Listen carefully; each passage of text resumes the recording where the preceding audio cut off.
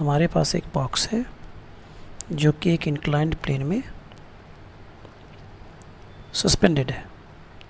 ये रहा inclined plane और ये एक एंगल 30 डिग्री 37 दिया, बट मान लिया मैंने 30 डिग्री पे इंक्लाइंड।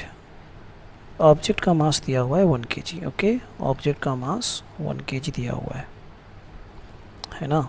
और ये एक स्प्रिंग के सहारे सस्पेंडेड है। सबसे पहले जैसे हमने इसको यहाँ पर रिलीज किया, क्या होता है, ये ब्लॉक 10 सेंटीमीटर का डिस्टेंस कवर करके रुक जाता है। ठीक है, 10 सेंटीमीटर आगे बढ़ता है जो कि इक्वल टू हो जाएगा 0.1 मीटर, और यहाँ से यहाँ शिफ्ट करके रुक जाता है। जब ये कुछ डिस्टेंस कवर करता है तो ऑब्वियसली ये स्प्रिंग स्ट्रेच हो जाती है। इस स्प्रिंग के स्ट्रेच होने की वजह से इसमें क्या आ जाएगी, इसमें पोटेंशियल एनर्जी स्टोर हो जाएगी, है ना। तो हमें पता है ना कि पोटेंशियल एनर्जी ऑफ स्प्रिंग कितना होता है। स्प्रिंग की पोटेंशियल एनर्जी जो होती है, जिसको यू बोलते हैं, और जो कि वर्क डन के बराबर होता है ना, the amount of work done in increasing the length of the spring, वो होता है हाफ के एक्स स्क्वायर। इसमें के क्या है बेटा, के स्प्रिंग कांस्टेंट है, वो दिया हुआ है। स्प्रिंग कांस्टेंट के की वैल्यू 100 न्यूटन पर मीटर दी हुई है। तो आपस से समझ लीजिए, स्प्रिंग कांस्टेंट के पता है हमें, और क्योंकि के क्यों एंट्री आया यहाँ पे, क्योंकि स्प्रिंग जो है स्ट्रेच्ड पोजीशन में है, इक्विलिब्रियम है बट स्ट्रेच्ड है, मूव नहीं कर रही है। और इस स्प्रिंग को खींचने में जो वर्क डन लगा है, या फिर जो amount of potential energy store हुआ है इस स्प्रिंग में, उसकी वैल्यू है हाफ के एक्स स्क्वायर। ठीक है, आपका टारगेट क्या है, आपका टारगेट है आपको म्यू निकालना है, कोफिशिएंट ऑफ फ्रिक्शन निकालना है। ठीक है, तो यहाँ फ्रिक्शन का प्रेजेंस है। तो सबसे पहले आप ये बताओ, बॉडी कहाँ जा रही थी, तो नीचे की तरफ जा रही थी, फ्रिक्शन कहाँ लगेगी, ऊपर की तरफ। तो ये हो गया direction of the friction F.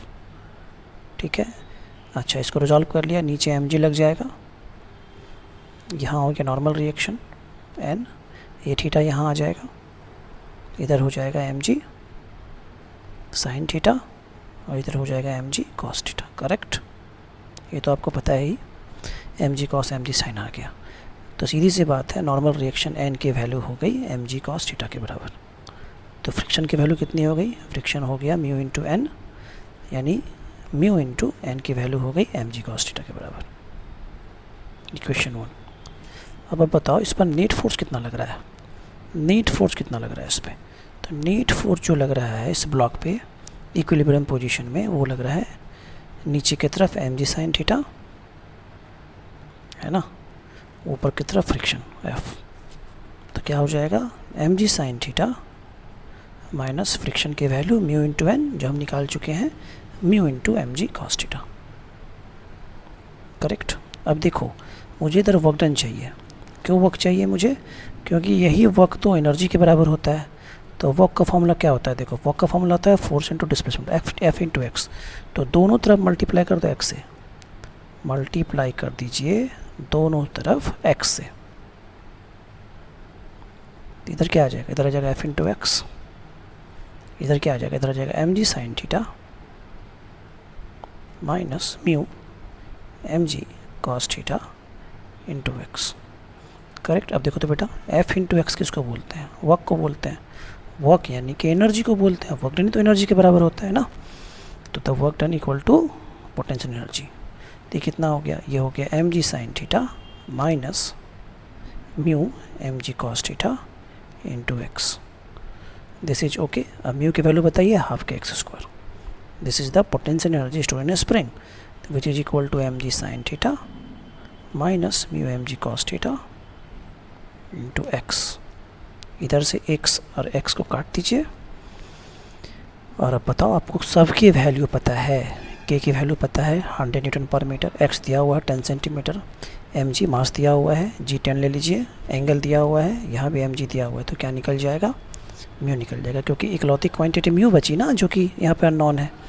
तो जैसे ही आप सबकी वैल्यूज पुट कर देंगे, हाफ k की वैल्यू कितनी है 100 न्यूटन पर मीटर, mg m 1 है तो g 10 ले लो, 10 साइन 30 डिग्री 1/2 में माइनस म्यू, फिर से एम जी 10 ले लो, कॉस 30 डिग्री ना, तो √3/2। तो आपका म्यू सॉल्व हो जाएगा। ओके, ये थी 0.1, है ना, इंटू 0.1। ठीक है, काट दीजिए यहाँ पे 50 into 0.1 equal to 5 minus mu 5√3 correct. इसको इधर भेज दीजिए mu into 5√3 equal to 5 minus 50 into 0.1 यानी कि 5। ओके, तो म्यू सॉल्व हो गया आपका।